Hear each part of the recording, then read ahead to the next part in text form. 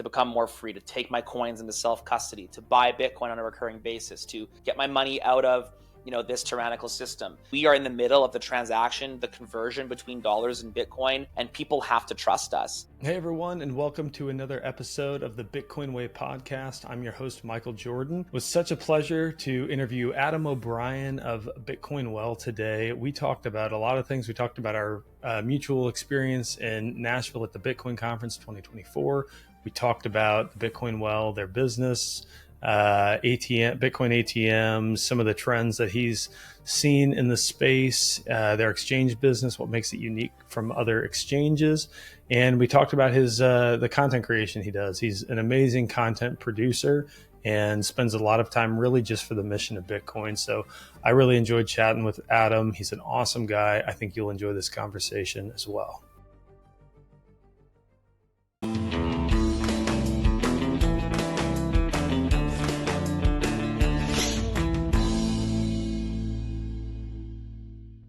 Alrighty, everyone. Like I said in the intro, I've got Adam here with me. Adam, welcome to the show. My man, thanks so much for having me. Yeah, I'm looking forward to this conversation. we spent, I don't know how much time messaging each other, trying to connect in Nashville, and couldn't make it happen. Just too much going on. But let's start there. Tell me a bit about your Nashville experience. What'd you think? Yeah, man, I thought Nashville was great. Nashville is like, I've never been there before, and I had a really, it was great to see the city. I also attended the Thank God for Bitcoin satellite event, or whatever they would call it. I attended the Bitcoin Park event. So it was great to see multiple different pockets of the industry kind of surrounding the Bitcoin event. I loved that because, the Bitcoin event was massive, and it was like pretty corporate and even pretty political, which I think has its place. And that was a piece of it. But I really enjoyed kind of getting to know some people, the more intimate gatherings, like Bitcoin Park. There might have been 100 people there. Thank God for Bitcoin. Maybe there was 200 people there. Like it was really awesome to be able to, just see the community. And it's so awesome. Like Bitcoin conferences, I'm lucky that I've been doing this for 10 years. I've been in the space for a long time. And so it's fun to go to these events and see people that you kind of only see at these events. And it's great to catch up. It's great to see all your Bitcoin Twitter friends IRL in the meet space and kind of get to shake hands and have a hug and just like feel the person that you regularly converse with, but it's always different doing it in the same oxygen bubble. Yeah, no, I think of it as putting a personality with the face, and I got to do a lot of that in Nashville. It was a lot of fun. I'll see if I can get a quick hot take out of you. Lot of politicians there, obviously. Just generally, what's your thought on that? Good, bad, pandering, promising? What are you thinking? Yeah, I think pandering is like pandering is the word that I use most often. Like I've talked about this lots on the base channel and on my show Future Proof. I've talked about it, how it's just politicians pandering to Bitcoiners. I will say that Trump was a huge letdown, and RFK blew the roof off that place. I think Trump's speech would have been amazing had RFK not been there. Yeah. So it was good to see a politician kind of understand it and not just be like a number go up addict, and then like Trump taking claim for the Bitcoin price was so dumb. But RFK seemed to really get it. Yeah. And that was cool. I think at the end of the day, Bitcoin doesn't need politicians. Politicians need Bitcoin. And this is the year that I think the politicians are going to figure that out in a big way. So I think that, all in all, conference was very good. I think what politicians do for the space more broadly, more on a macro, is probably leaning towards a net positive. And the more politicians that we have that truly understand the benefit of Bitcoin will continue to be a positive. But certainly if there was no politicians there, Bitcoin would have done exactly the same thing, and Bitcoin will have been the exact same long into the future, whether or not we get Trump on stage or not. Yeah, yeah. It's interesting. So my take was the same. A lot of pandering. It was RFK's speech was amazing.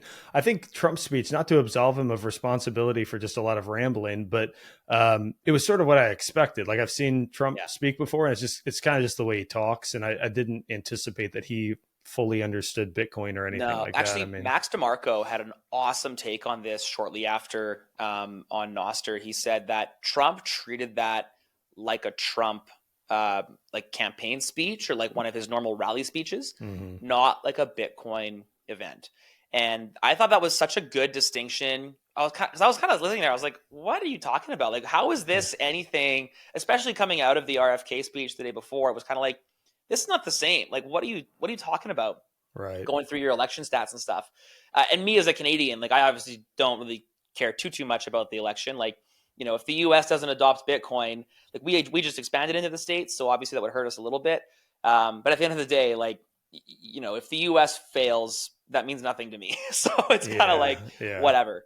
But Trump treating that like a campaign speech went to show how little, to your point, he understands Bitcoiners and also just Bitcoin as a whole. I think that his team, his team could have gone a little bit better, and they didn't. Yeah, no, I agree. I did see I think it was a Bitcoin mechanic who I like a lot. He was Mm, talking about the irony of people though cheering on RFK. He's because one of the things I think RFK maybe talked about was like a constitutional right to run a node or something like that. yeah. And he's like, that Bitcoiners are cheering that on. And he's like, that's horrible. Like, imagine the government now defining what a node is and Mm, saying, "Oh, you can run this node. Oh, that's not a node," or whatever the case may be. And I think it's a fair point. It's not one that particularly concerns me. I think Bitcoin Mechanics' general posture is always very defensive, and it's yeah. part of the reason I like him. But I think uh, it's not helpful in all circumstances and all times and places. But Yeah, he's talking about a system of rulers without kind of like hardly defined rules. And yeah, I think like on a general sense, that is exactly the problem with our democracy right now. Is like we all agree, that this concept is bad. Like let's be extreme. We all agree rape is bad, right? No one should rape anyone. But how do we now define rape? And now that's kind of like now we're into the when you give one person or one group the power to define the thing that's bad. Now we're in this mess that we're in. Racism is bad, obviously. Well, what is racism, right? yeah, Terrorist financing is bad. Well, what is terrorist financing? Here in Canada, we had this exact instance with the trucker protest. People are donating to the truckers, and our prime minister deemed that a terrorist event. They deemed it an act of terrorism, that trucker protest. And so if you donated to the trucker protest, which by the way was truck drivers and semi trucks driving across the coast in Canada protesting the fact that they couldn't work because they didn't have a vaccine. So that was the protest. Compared to like the George Floyd protests, feels pretty calm, but that was deemed a terrorist organization and a terrorist event. And so when the hundreds of people, thousands of people that donated to that event were financing terrorism and had their bank accounts frozen. So when you give the power to define these events, I think mechanics bang on. And at the end of the day, though, like, what's the alternative? You either have a right to or a right not to. Like, they're going to define it either yeah. way. Yeah, yeah. No, I think that yeah, that's where I agree with you. I think it's always interesting to hear different takes. It's Mhm. very easy to just write off politicians, but the reality is we live in the Yeah. environment in which we live, and I'd rather have politicians promoting things like right to self custody or running a node and that than not. And we can take up arms and fight the fight if and when it becomes when if the nuance becomes messy. So that's kind of my Well, take on it. yeah, man. Looking at what's happening in Europe, like they're talking about hosted wallets being custodial wallets, obviously, and how self-hosted wallets are the evil ones. Like, yeah, man, we want people that understand the nuance, and we want people that appreciate and I think support the nuance of self custody. At the end of the day, you know, anything less than that is worse, and we as humans need to probably look at an evacuation plan. Yeah, definitely. Well, hey man, we this isn't why I had you on the podcast, but this stuff is so interesting. I mean, it's just, Totally. it's so timely, and there are a lot of opinions, and I think most people's opinions are probably too strong, and there's a lot to wait and see what really plays out. Let's skip right ahead to I think you're probably best known as founder and CEO of Bitcoin Well. But you're also a very prolific content creator. You showed me offline your setup. You've got it nailed. I need to get some like rigs to hang lights from and click a button and have everything perfect. But you also, as I understand it, do or have run an organization called Ghost Lab. Yeah. Is that something you could talk a bit about? What is it, and what was the inspiration behind it? Yeah, Ghost Lab is or was kind of it was designed and meant to be the technology arm of Bitcoin Well. Bitcoin Well, when it started, was Bitcoin Solutions, and it was just strictly operating Bitcoin ATMs. And we had kind of two different softwares. Neither of them did what we needed them to do, and so Dave Bradley and I founded Ghost Lab, which was meant to be kind of separate to Bitcoin Well. It was meant to be kind of outside funded, basically making Bitcoin ATM and eventually Bitcoin adjacent software to be able to install on Bitcoin ATMs. But really, the vision was make it easy for anyone to be able to buy and sell Bitcoin. Part of the going public process with Bitcoin Well, we had to really like the exchange and our board wasn't super stoked on me, owning and running Bitcoin Well, and then owning and running this separate kind of like Bitcoin adjacent company. They deemed that to be a conflict of interest. So we had to kind of fold it all in together Mm. ultimately. And then, we tried to run it as two different brands inside each other, but that didn't really work too well. So we kind of just mashed them all together. And, the same people that worked on, we called it Ghost ATM, which was part of Ghost Lab. Those same fingers and those same hands and those same brains are what's building our Bitcoin portal and what continue to build our Bitcoin ATM software. It's just not really under the Ghost Lab as an entity still exists, but as a vision and as a concept, I'd say it's dead. Really, it all operates now under the Bitcoin Well brand, which also has its benefits. Like, you know, it removed lots of the distraction of building a software that was capable of B2B, capable of being kind of like a SaaS, wholesale product. And now we just focus on internal needs, which allows us to build, in my opinion, faster and better for our retail customers, which is fantastic. But it just changed things up a little bit. But it was a good process, man. Like, it's really awesome to, especially in the early days of Bitcoin, you have these needs as a business operator, and then going through what's the solution, where's the solution? I'll just build the solution, and that still exists today, which is pretty fun and pretty awesome. Yeah, I imagine we take for granted 15 years into Bitcoin's existence, probably a lot of the solutions that you can build upon. And you were probably starting so much as this at a time when it simply didn't exist. It wasn't like a matter of, oh, I need word processing, and so I'll use Microsoft Word or Google Docs or whatever. I mean, all that's been around a long time. They're like Dude, yeah. native necessities to Bitcoin that, you kind of had to create on the fly, Like, our I'd first imagine. wallet was just a Bitcoin node that ran Bitcoin CLI, like, or like what was at the time Bitcoin D, which is now migrated into Bitcoin CLI. Like, there was no APIs into a custodian where you could just have a hot wallet. It was all hardcore, just raw Bitcoin built into whatever software you had access to, which was very few and far between. I remember too setting up like some merchants to accept Bitcoin. And it was laughable, man. There was no like easy point of sale. Like, we're gonna put a tip function here. It was janky software that worked 80% of the time and was way slower. And it is really awesome seeing how the space and also how the entrepreneurs operate in that space. Like, you mentioned that you've been in the space for a couple of years now. What you do in the space and what I do in the space are like very, very different. But we both rely on each other's business, which is so great. The point of sale, like, look at like Zapright, for example, making Bitcoin or making it easy to invoice with Bitcoin software.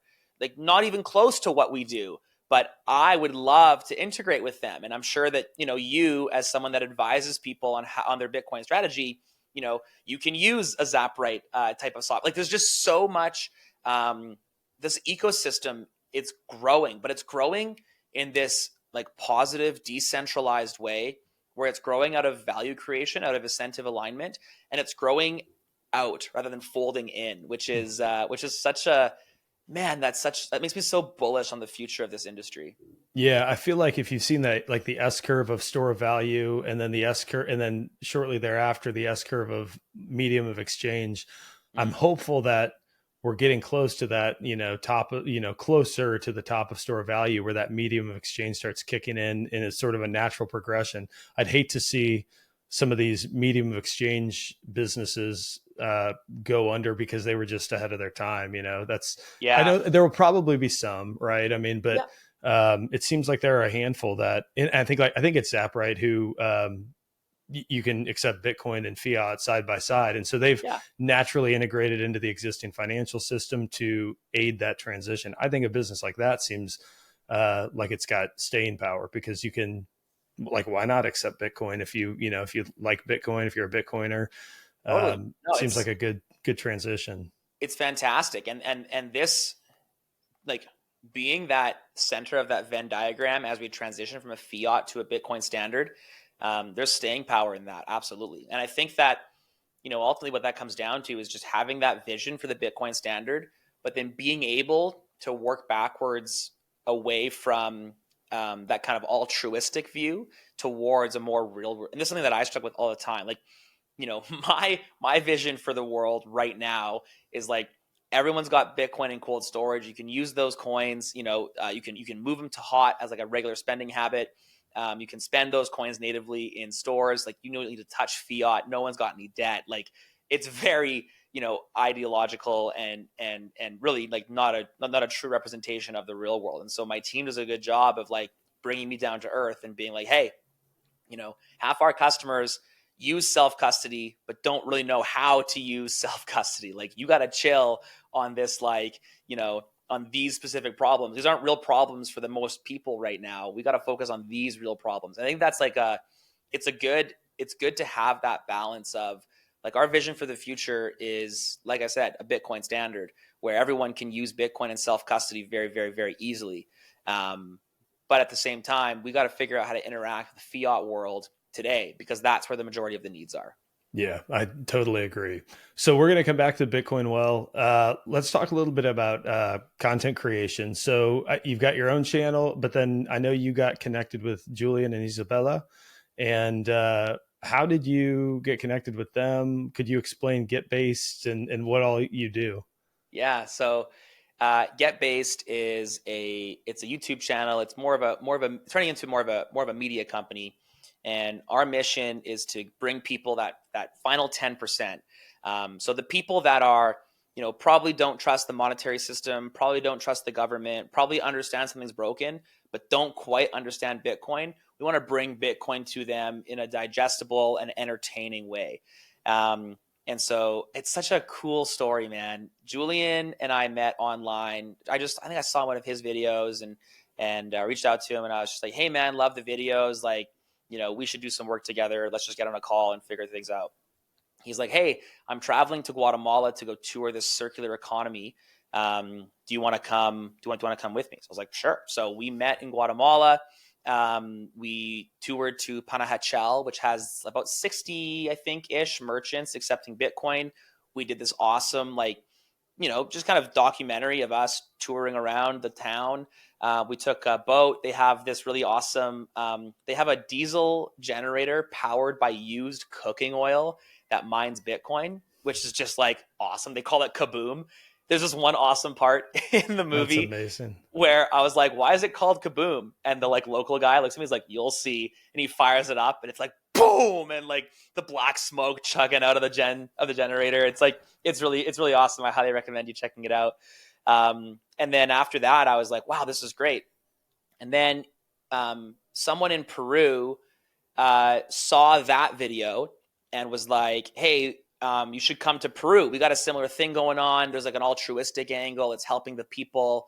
I'd love for you to come check out what Peru's doing. And Julian doesn't speak the language. And so he tweeted like, hey, any Peruvians, know about this little spot and want to come with me? And Isa is from Peru. And she was like, yo, I'm from Peru. Like, or my family's from Peru. I'll go with you. And so her and Julian go. And Julian texts me and is like, hey, we found the third piece. Like, because him and I knew it wasn't going to, we needed something more. And so Julian, Isa, and I kind of linked up and decided to, really find a way to bring Bitcoin, to the people that already kind of get Bitcoin, but don't quite get Bitcoin, and do it in a way that is done through, adventurous storytelling and kind of a more modern feel. And so that's been the mission, and it's been a lot of fun. What I bring to the table is obviously like, the Future Proof show, and that's kind of been my niche and focus in that. Julian's got his shorts and documentaries, and then Isa's got BTC Isla, and some of the other stuff that she's doing. And it's been great, kind of the three of us working together, feeding off of each other, and it's been really cool. And then we've also been, I think, like, because obviously there's no money in that, so we've also been taking these storytelling and the things that we've been learning storytelling that way, and we've been working with other companies that need help storytelling, and we've been kind of like helping them with their scripts, helping them with their content creation, producing their videos, and then helping them with their social media management. That's kind of what's been funding that mission. So it's been great to be able to do kind of both sides of the coin, both, in front of the camera, but then also behind the camera for other brands, big brands that you like, I'm not going to name drop anyone, but like we've been working with a lot of awesome brands. And we've got a pretty high standard for who we're going to work with. Like, we're not working with anyone that's, selling scams or doing nefarious things. We want to work with people who's on a mission to get based, who are on a mission to help the world really ground themselves. And that's been a lot of fun. Very cool. And your videos are awesome. For the longest time, I would see you pop up on Twitter and I'd like watch your videos, and I didn't even put together who you were or anything like that. Didn't know what else you were up to. I was like, I guess this is some Bitcoin content creator. Never mind the fact that you have 4 kids and a successful business and all these other things going on in your life. So what is it that motivates you? You said there's not a lot of money in content, obviously.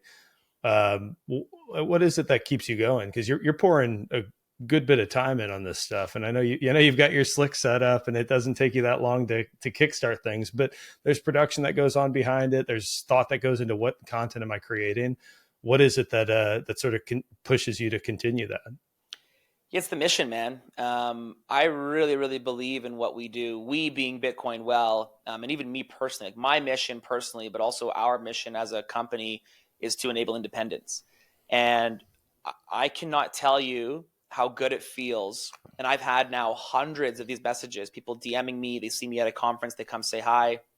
They say, your take on XYZ helped frame my position to become more free, to take my coins into self-custody, to buy Bitcoin on a recurring basis, to get my money out of this tyrannical system, to stop doing this, which prevented me from doing that, to have more children. It's so rewarding being able to speak this mind and these thoughts that I have, that are rooted in a certain ideology and logic, and have people resonate with that. Like, it's amazing. And then of course, like, there is a benefit, like because people trust me and like what I have to say, they're going to use Bitcoin Well to buy their Bitcoin. They're going to trust Bitcoin Well. I had an interaction this week where someone said, hey, I'd heard about your platform, but didn't know much about you as an individual. Started watching your content, and now I trust that you're not going to do anything that I don't like. Because like the users have to trust us, right? Like at the end of the day, we have to KYC a certain set of users. We've got, we are in the middle of the transaction, the conversion between dollars and Bitcoin. We then send it. Of course, it's sent non-custodially, but there's still Bitcoin Well, the platform that exists that users have to send money to and then get Bitcoin from. And our ATMs, you have to put cash in before the coins get sent to your wallet. Like, there is still, a certain level. We're still a centralized business, and people have to trust us. And I've given our customers an ability to see my thoughts, see who I am, kind of like who's the man behind the business, and they get a bit of a look into the mission and the guiding principles of the leader of the business, I suppose, and of the team. And I think that that's a benefit. Like it's nice to be able to have an inside look, especially with something as sensitive as our financial independence. Like we are the Bitcoin is the first line of defense between your value and everyone else, including the state. And it's important that the conduit to that, which is Bitcoin, it's important that you trust that group. And so that's kind of what keeps me going, I would say, is just I really, really care deeply about our customers and about our customers' ability to be independent. And it's important to me that they feel as comfortable as possible using our platform. Hey there, just a quick break and we'll be right back to the show. I wanted to spend a minute sharing with you how the Bitcoin way helps individuals achieve self-custody and self-sovereignty over their money, their online life, and having a plan B as an individual. The Bitcoin way can help you properly custody your Bitcoin using only air-gapped, open source, Bitcoin-only hardware wallets. We help you set up and run your node. It doesn't matter if you're brand new to Bitcoin, if you've been in Bitcoin 10 years, there's a good chance that there's a gap in your self-custody setup, and we can help resolve that and give you confidence and peace of mind. When it comes to your online life, you are being tracked and watched and spied on by governments, by corporate interests all over the place. We can give you confidence that even logging onto Wi-Fi at your airport or at your local coffee shop, you are protecting yourself and remaining self-sovereign and private. Finally, if you want help adding to your passport repertoire, we've got a citizenship program whereby we establish temporary residency and walk you through the entire process, white glove service, boots on the ground through citizenship. It is important in a time of crazy economic and political upheaval that you have optionality when it comes to where you're going to live, reside, and spend your life. Check out the bitcoinway.com/podcast. You can schedule a free consult with the team to learn more about our services and understand how we can help you achieve full self-sovereignty. Yeah, there are a lot of content creators. I think it's NVK jokes about over a long enough time horizon, every Bitcoiner becomes a podcaster, and here I am. Is there you had that short time frame too, man? You've only been doing this for 2 years. It took me like 10 years to get into it. I know. I've been fortunate. Is there like a way that you think about, like, so again, a lot of content. Is there like a gap or a particular space in the content creation realm that you're like, that's kind of what I'm trying to fill? Is new Bitcoiners or no coiners or old Bitcoiners, like OGs? What how do you think about, like, when you're putting out a message, like who you're writing for and who you're producing this content for? Yeah. I think it's kind of designed to bring people over that last mile. Like we talk about relevant, cultural stuff. Like we covered the RFK speech, we covered the Trump speech. Personally, I'm not a huge fan of like covering politics, but Julian likes to do it. So we him and I have like a really healthy back and forth where I'm like, dude, more politics. He's like, yeah, do it. It's good. It's good clickbait. It's good clickbait. He's like, that thumbnail. I'm like, so we kind of have a pretty healthy back and forth there.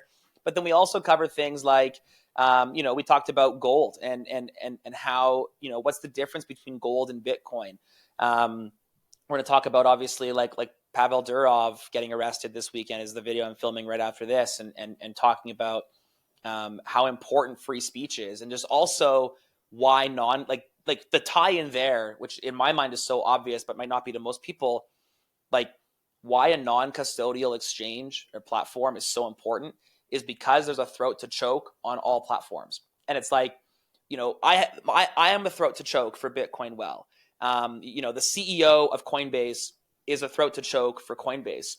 When the government comes, for this industry, the throats to choke will be choked. And at the end of the day, if your coins are sitting there, then that's a problem. And which is why we're so like hell-bent on being non-custodial, and why there's zero customer coins on bitcoinwell.com. And I think that just again, reiterating that message, because people, I bought the ETF, I own Bitcoin. Oh, I've got Bitcoin in my Coinbase wallet. Like I've got Bitcoin. It's like, you don't. Like that's somebody else's computer. That's somebody else's wallet. That's somebody else's Bitcoin. And you're subject, like you can't really see it too well, but this is the 6102. Like that's that's real, man. And at the end of the day, like, it's gonna happen again. And when it happens, um, I really care deeply that people have their Bitcoin in self custody so they can leave, and that's what we're building a platform for. So I think that, like, I'm making content for the people that don't quite understand that yet, but they're almost there. And so my content is designed to be, you know, educating enough, but also, I'm not too technical. Like, we don't get into UTXO management. We don't get into, the soft wars and stuff. Like, we're not quite that technical. We're not quite that OG. We're definitely designed to be like, hey, you're a gold bug, but like, you should really look at Bitcoin, and here's why. Like, hey, you're a freedom fighter, you're a freedom maxi.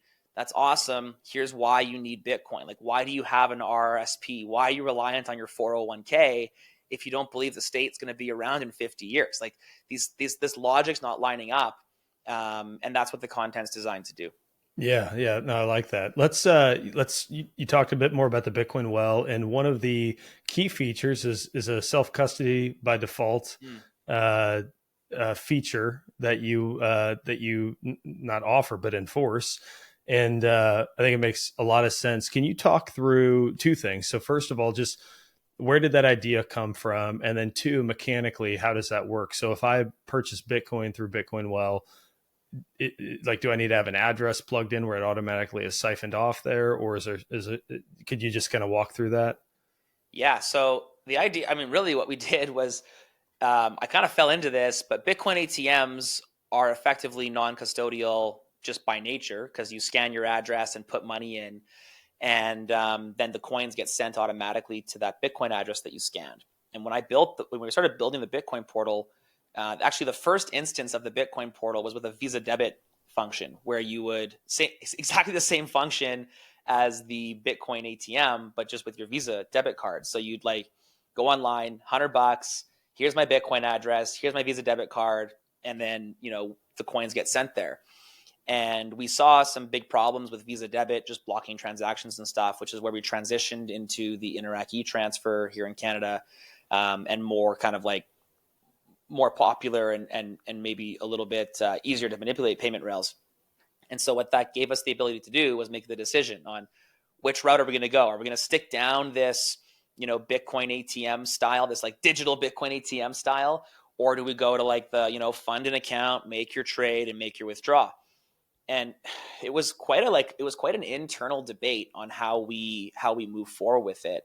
Um, but ultimately, what it came down to was it's actually easier to buy Bitcoin in a non-custodial environment once you know what you're doing, because you don't have to actually log into the platform, which is super cool. So the way that we operate is, you send money here in Canada. We have kind of like an equivalent of Venmo, but it's all centralized with a banking system called Interac e-transfer. And you send an Interac e-transfer from your bank to the with the details on your Bitcoin portal. And the second that e-transfer comes in, Bitcoin gets sent to your Bitcoin address that you've kind of put into the Bitcoin portal. And there's some different things. You can have multiple addresses. You can label them, call them different things, blah blah blah. But before, you would, like every other platform in the country, you have to fund an account. Then once it's funded, you can buy Bitcoin, and then once the Bitcoin's purchased, you can withdraw those coins off the exchange, which is kind of three steps. And that's kind of, in my mind, that's three too many. Like, you should just be able to send money, get Bitcoin, which is the platform that we kind of opted toward. And that started really shaping how the Bitcoin portal is used, all underneath that lens of enabling independence. That's our mission. That's our single filter that we put every single decision through. Is like, when we're faced with a fork in the road, the question is binary. The answer is binary. Which one enables more independence? And so that's kind of how we make decisions. When we did recurring buy, there's two ways to do it. That same, give me your bank account. We'll pull the funds and then fund your account, and then we'll draw from that account. And like, that's kind of worse because you've got to have a balance. You've got to ultimately keep money with Bitcoin well. And so we opted to flip that on its head. You can send a bill payment in the Canadian ecosystem. Send a bill payment to our designated payment address.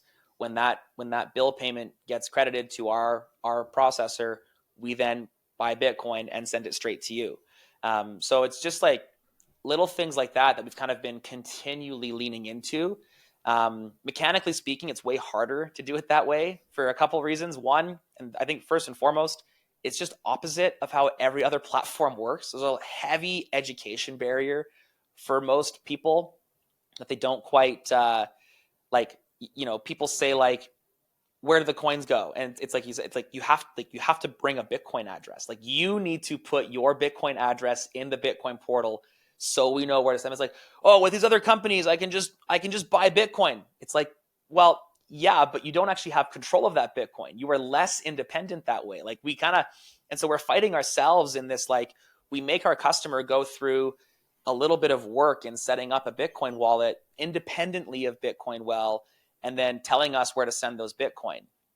We also have to worry about on-chain like transaction fees. And there's been like, dude, I think during the peak around the halving, I think we were spending like $60,000 or $70,000 a month in transaction fees. Like it was just ridiculous. And like we were eating that because we weren't charging our customers for transaction fees. And so it's just like, whew, like, that's a problem. And so we had to but then what did that cause us to do? It caused us to innovate around how to make that a little bit more scalable. It caused us to, we introduced the Lightning Network. We're in the process of investigating and introducing the Liquid Network, making those transaction fees lesser. And so there's definitely, there's pros to the way that we do things. This is definitely the hard path though.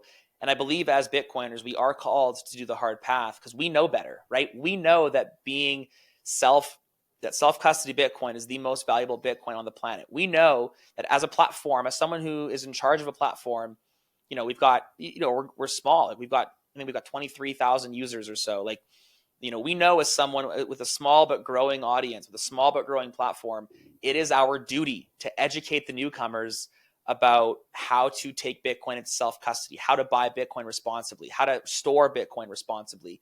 And we don't take that lightly. We take that very, very seriously. And so as a result, we do our best to, I guess we just do our best to like not take shortcuts and build things the right way in like a low time preference approach where we know, hey, this probably hurts us in June, July, August of 2024. But in 2026, we're going to be miles ahead when this is the demanded standard by the majority of people. Kind of like, not unlike like Elon's like autopilot. Like they're a decade ahead of everyone in autopilot technology. And we've learned so much in building non-custodial Bitcoin software that I think we're miles ahead. Like if Coinbase wanted to move to a non-custodial model, they would be worse than Bitcoin Well, which is like, that's good because the future of Bitcoin is non-custodial and or self-custody focused. And the fact that the big guys are behind us in that sense gives me a lot of optimism for our business. Yeah, no, I love that. I was going to use the low time preference reference as well. And it's something we talk about a lot. The Bitcoin way is just being uncompromising in these principles. And for us, sometimes that just means long calls, lots of hand holding. I mean, our service is white glove. It's very manual. But when you think about the implications in the mission you talk about, I mean, this is long-term wealth. And for many people, the intent is this is generational wealth. And yes. Talk about low time preference. So you've got to slow down and like take steps accordingly with that vision in mind. I'm curious, how much do you think about today? We live in an age where it's like magic. You can take dirty fiat money and give it to someone and get Bitcoin, the most scarce, valuable asset ever to exist, in return. How do you think about in an age where, and like right now, I anticipate that to continue for some time. There will come a day where effectively exchanges, I'm not going to say they won't exist. I'm not going to try to predict the future, but you're either going to work for Bitcoin or you're going to have to steal Bitcoin. Like that's really how you're going to going to accumulate new Bitcoin. Do you think about like what your business looks like then, or is that far off enough that you're like all the time? Yeah. In our pitch deck for 2 years now, since 2022, one of the prominent slides in our investor deck is if we do our jobs right, we will be obsolete in 10 years.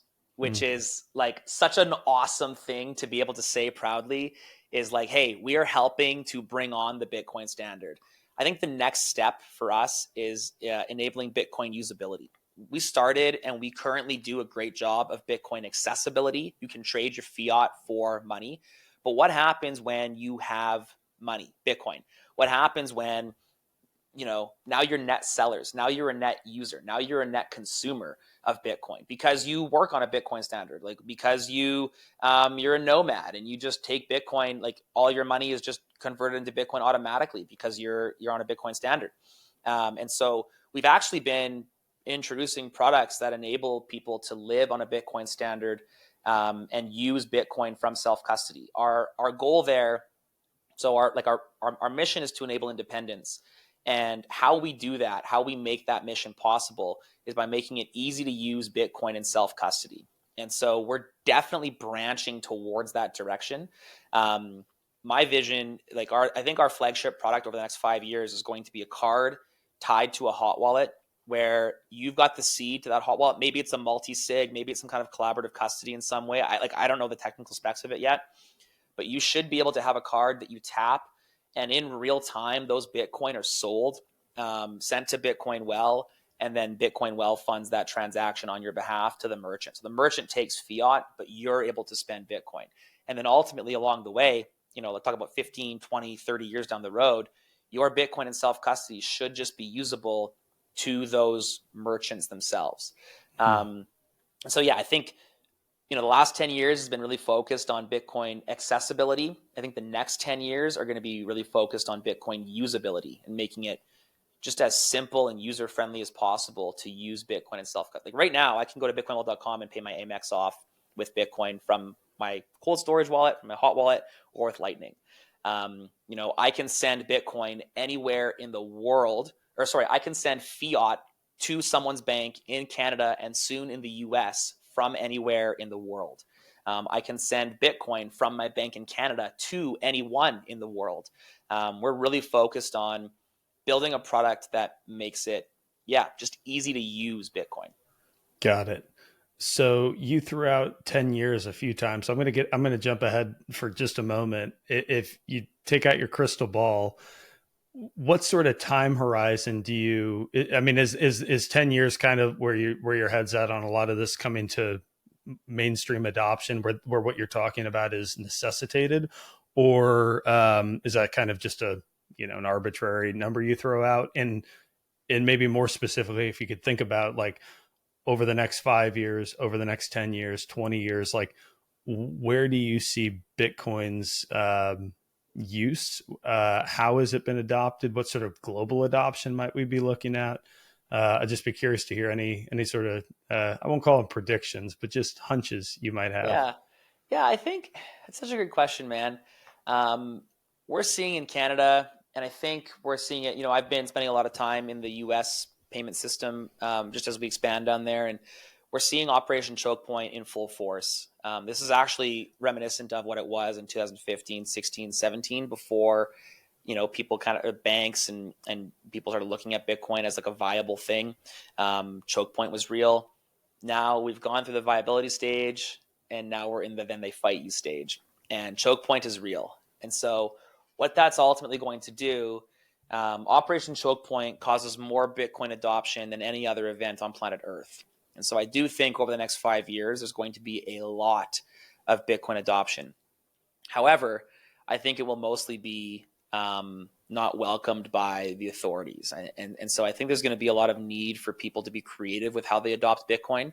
And there's going to be a lot of need for how companies help people adopt Bitcoin, which is the space that I'm happy to champion and happy to be involved in. I think afterwards, there's going to be a pretty massive shift in how the authorities look at Bitcoin, because they won't be able to fight it, because they'll understand that their country will die without it. And at that point is when mass Bitcoin adoption kind of comes in. So I'd say over the next 5 to 10 years is probably where that, gray area Bitcoin kind of lives. And then 10 plus years is where we start to see not quite Starbucks and Walmart, but probably most mom and pop shops accept it. It's going to have the reverse of like credit cards. I think credit cards, it was only like the big people could afford it, so they did it. And then now like it's trickled down to like everyone's got a Stripe, a Square brick that everyone just taps and off. Even the farmers market, like everyone has that ability to accept digital payments. I think it'll be them first that adopt Bitcoin because Bitcoin is built for them. And it's like Bitcoin is anti-bureaucratic by nature. And so when you have a pile of bureaucracy in the Bitcoin decision, you just don't get Bitcoin. And a small business or a farmer's market or like a little merchant table at a market or whatever, they're anti-bureaucratic by nature because they're usually single owner operated, and it's just a very obvious choice to accept Bitcoin. We've actually built a product that allows people to accept Bitcoin and receive fiat instantly if their margins don't support them holding the Bitcoin.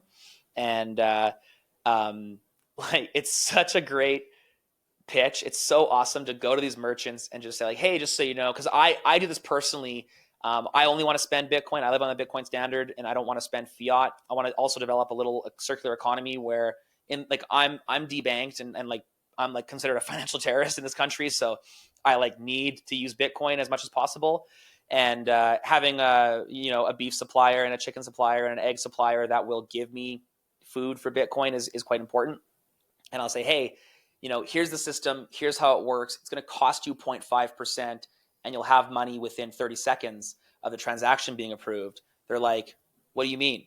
With Visa, it's 3 to 5 days for the money to come in. It can be clawed back for 60 days, and it costs me 2.5% with a minimum of a $2 charge. And I'm like, yeah, Bitcoin is just better for small businesses. Like Bitcoin works faster and is cheaper for your business to accept than the Visa card. And so I think that just that by nature is going to help the adoption grow during this kind of like gray market time frame.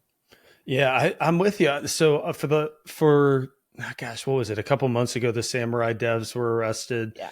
And to me, I was like, okay, this is then they fight you. And then I go to the Bitcoin conference and RFK and Trump are speaking very positively about Bitcoin, or at least leaving us alone at at a minimum.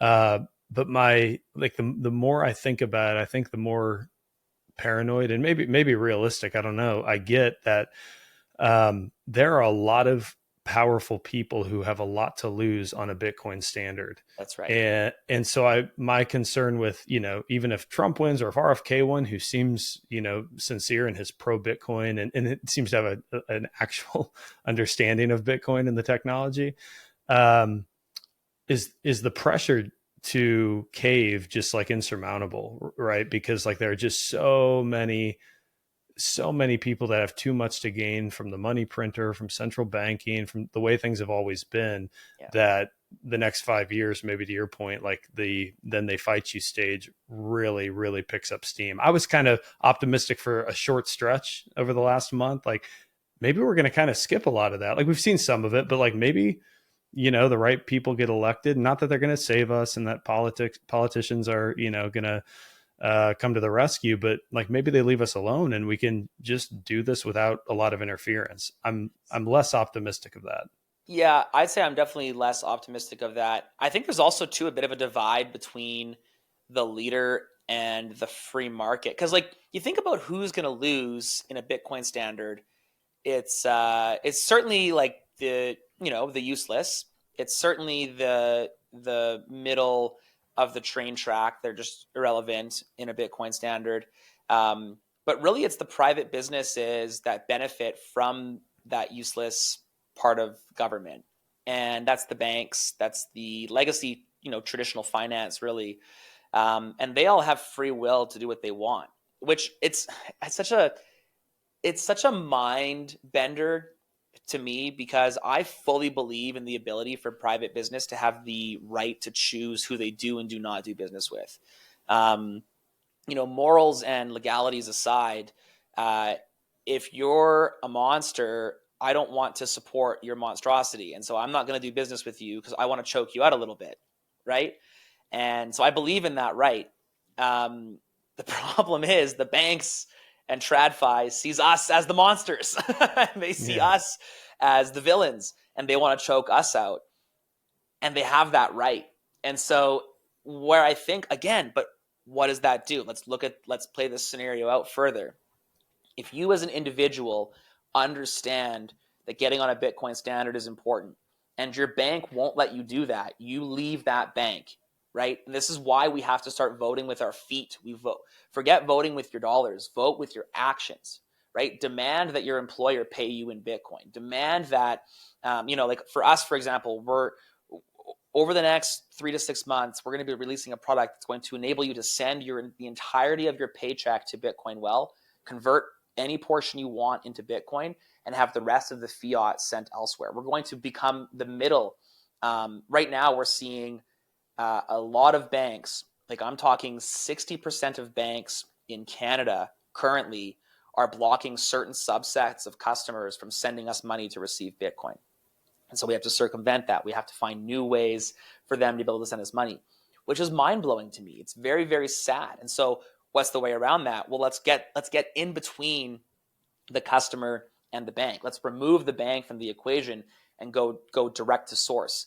And then from there, how does that look? Well, it looks like, if you've got Bitcoin and I've got Bitcoin, don't use fiat. Don't use your credit card and pay that off with Bitcoin anymore. Use raw Bitcoin. Use Bitcoin directly. Use a self-custody solution that enables you. And this is why I think, getting these environments set up, getting these ecosystems set up is so important, because it's ultimately going to come down to who accepts Bitcoin and who can you use your value with. Because Chokepoint is real and Chokepoint is coming. I've been living in a debanked way for almost a decade now. Like this is not new to me, but more and more and more people are getting it. We have this it's the most frustrating thing. The largest bank in Canada is called RBC, and they recently just basically took off our payment processor. You can still send an e-transfer to us, but you can no longer send a bill payment to Bitcoin Well to get Bitcoin that way. And the same week that they took that ability away, they launched a blockchain and cryptocurrency division.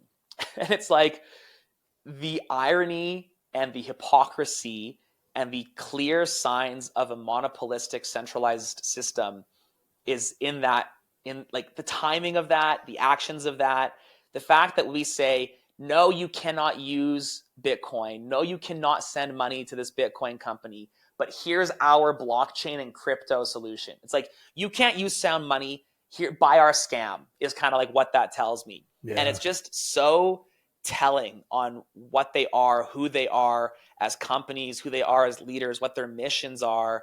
Their mission is not to enable independence. Their mission is to enable dependence. Their mission is to prolong this broken fiat system that robs from the poor, robs from the middleman, and only benefits the few at the top. And that's a horrible world that we as humans need to stop supporting. We do have an option. We have Bitcoin. We can opt out of that fiat system. And we have to start doing that so that not just so they get the message, but so that we can thrive and survive before it gets too late, before it gets harder to evacuate that system. Yeah. I guess the one advantage we have going into Operation Chokepoint, I don't know if we're at 2.0 or if we're moving into 3.0 or where we're at, is in addition to a lot of ingenuity in the Bitcoin space and folks like yourself who are finding ways to make it happen even in the midst of all of this, is we've got a heck of a marketing team in Macron, Trudeau, name your UK Prime Minister, the IMF. And I think that the problem has been, like, I talk about this a lot. And so anyone listening, I apologize in advance. You probably heard me say something very similar to this. Is in the United States, at least, I think more people are waking up in the UK because of people being thrown in prison for social media posts. I think the trucker protests in Canada probably woke up some people. They're like, what's going on? In the US, if you go pick a random person off the street and they hear this conversation, if they heard what we do a couple of times a week, oh yeah, like it's people are just oblivious. Yeah. And it's like, well, that would never happen here. We have the First Amendment, or we have, whatever. And it's like, unfortunately, the base case is a lot more pain has to come where people are like, oh, yeah, like my brother was just arrested, or he had his bank account frozen, or whatever. I'm 1 degree away from that now. Right now, like the UK feels a long ways away for most Americans. In Canada, you guys are just a bunch of nice people to the north doing your own thing. And until some of that pain is experienced on our soil, and I'm just speaking for myself and for Americans, I think adoption remains slow. But I think that's coming. I mean, I think the UK, Canada, I mean, they're proving it. There have been crackdowns on free speech in the US too. Yeah. So I I'm think hope. I think the pendulum's swinging, and I think you're right that unfortunately pain is what drives change. Um, but that's also part of what this medium and content is doing. Like this is part of why this is so important. These conversations are so important. That's literally why we started Get Based, is to help get people based, to help get them across the line to realize, what is to come. Because in a perfect world, I'd love to circumvent the pain. I'd love to Yeah. just, talk to people, wake them up, and say like, "Hey, you got to get out before the house is on fire." And I think I'm optimistic. I'm an eternal optimist. I always will be. But I think that's possible, and I'm bullish on your podcast and the hundreds or maybe even thousands at this point like it. NVK jokes about it in kind of a cynical way, but it's important that Bitcoiners share that message. It's important that if you're listening and you're in like the middle of nowhere USA, start a meetup. And if one person comes, that one person then brings two, and those two people then bring eight, and those eight people then bring 20. Like over the course of the year, you got 20 people that are actually bought into the mission of independence, that are actually bought into how Bitcoin can and will change their life for the better. And then they can go and tell 20. And like this compounds, but it doesn't happen overnight. We've got this illusion that like it's 2024. How come everyone's not accepting Bitcoin? It's like, well, did you tell them to accept Bitcoin? Because if you didn't, then why do you expect someone else to? Like, get off your butt and go do it. Start a podcast, start a meetup, be part of this community that's so important. If you aren't going to do it, why on earth would somebody else? Well, I'm too busy. Well, I'm just not feeling that good. Oh, I don't know what I'd say. It's like, well, no one does. No one has those thoughts and feelings. But if you think that it's important enough, then you got to just get after it. And be the change you want to see in the world? Like bring the money that you want to see in the world. Help people understand what Bitcoin is. Don't be afraid of being labeled as some like psychopathic extremist. Like if there's logic and facts rooted in what you're saying, just be stoic and consistent in your messaging, consistent in your mission. Start and do the hard thing.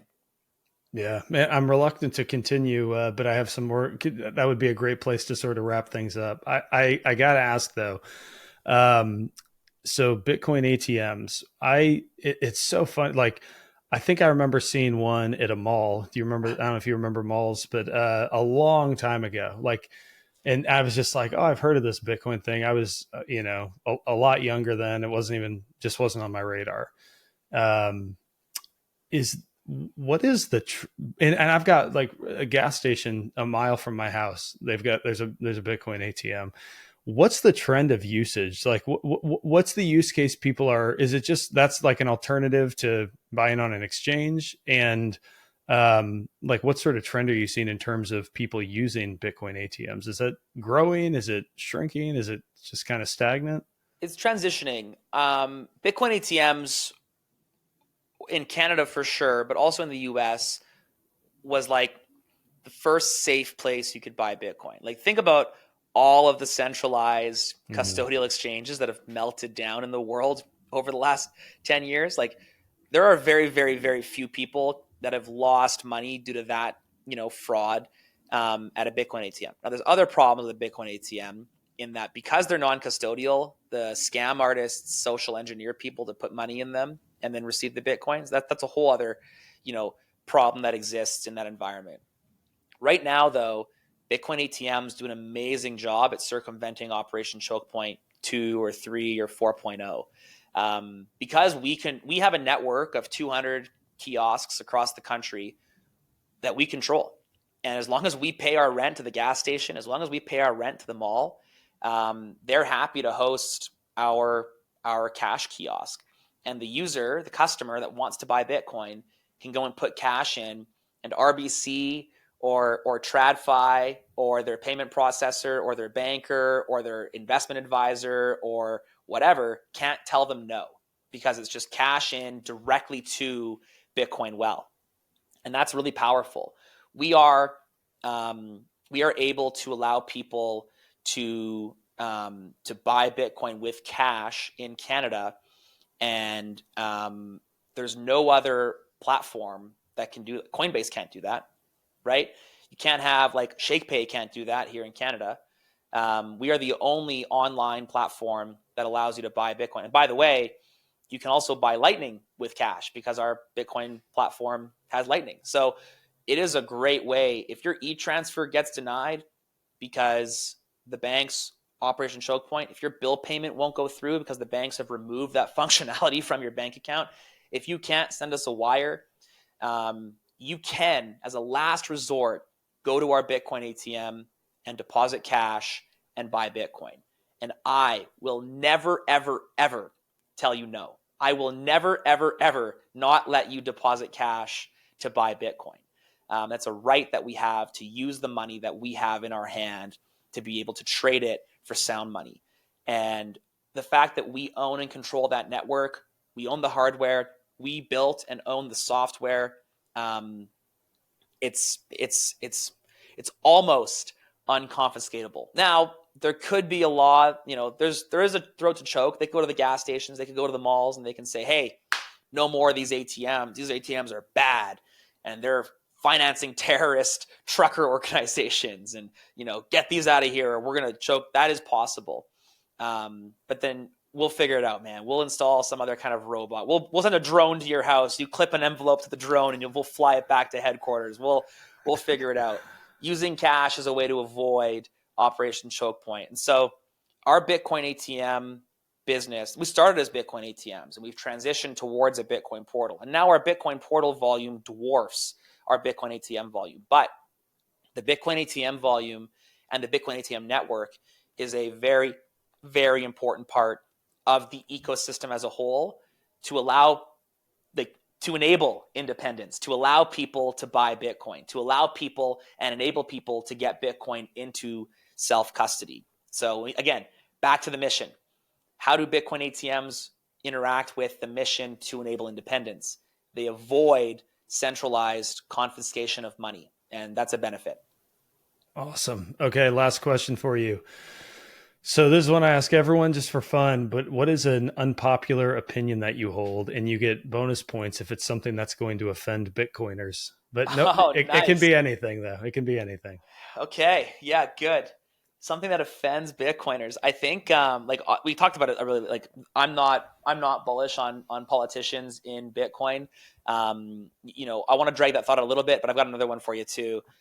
We saw our Canadian Prime Minister, not the one that won, but the runner-up, the conservative version. He went on a big Bitcoin rampage. I actually had dinner with him and chatted with him a lot about Bitcoin. He then, weeks and months later, went on this Bitcoin campaign talking about Bitcoin, inflation resistance, blah, blah, blah. And all that was during the 2020, 2021 run-up. And he looked like an absolute hero. And then in 2022, the price of Bitcoin fell, the other side attacked him, and he completely backed off, transitioned into some blockchain maxi. And it just was like, this is worse. I would have rather you not had the word Bitcoin in your mouth at all than to go from Bitcoin to blockchain. We regressed as a society when our leaders regressed from Bitcoin to blockchain. And so I'm not sure if it's a hot take necessarily. I'm sure we probably agree on this, but when politicians speak about Bitcoin when it's going up and they focus on price, they lose all the time. Politicians focusing on price is the worst possible thing that can happen because price always goes down. There's always a cycle. The world is volatile. Bitcoin is volatile. When you measure something in a volatile asset in fiat, it's going to have ups. And if something has ups, it has to have downs. And so it's just when the politicians focus on price, what's Trump going to say at next conference if he took credit for the 3,000% gains and his timing is off for this next cycle? What's he going to say? Under my leadership, it went down 80%, but don't worry, I did a good job. It's you can't have both sides. You don't get to take credit for one and not the other. And so I I really, really hate when politicians pander like that, only when times are good. It's like, hey, are you on my team or not? Because I don't care about the price, because my Bitcoin are for my great great granddaughter. I want my great great granddaughter to be sovereign with Bitcoin in cold storage. And I don't think any politician wants that or even cares about that. So that's that. And then second one, I think the ETFs are bad for Bitcoin. I think it brought a ton of attention. I don't think it brought the right attention. I think the ETFs had very little to do. There's lots of inflows and blah, blah, blah, trading volume, all this stuff. I think at best, it made Bitcoin more liquid. At worst, it made Bitcoin more fiat. And I think that fiat Bitcoin is not real Bitcoin. Fiat Bitcoin is not Bitcoin for my great great granddaughter.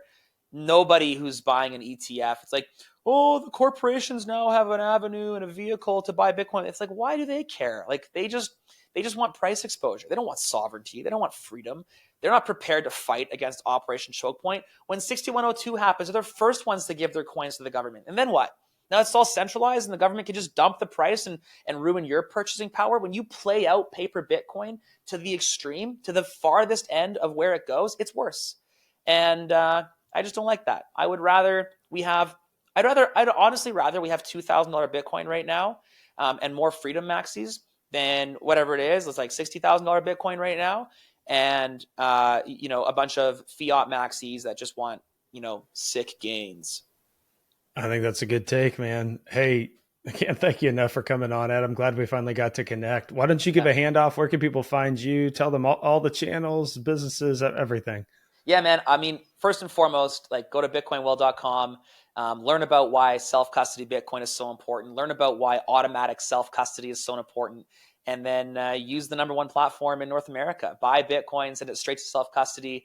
I'd love your feedback. I want to know what makes that platform better for you. If you're a fellow independence maxi like I am, let's connect. You can get me on Twitter at @AdamO'Brien_. If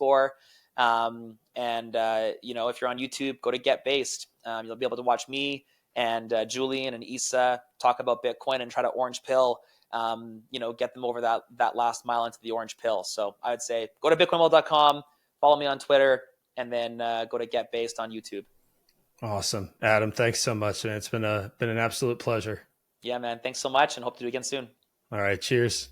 And that's a wrap. Again, I hope you enjoyed this conversation. Love Adam. He's an awesome guy. A lot of great thoughts on Bitcoin. He's been around a long time, so you can expect that. Make sure to follow him on X. Check out Bitcoin Well, Get Based, all the content they're putting out. Some amazing stuff happening.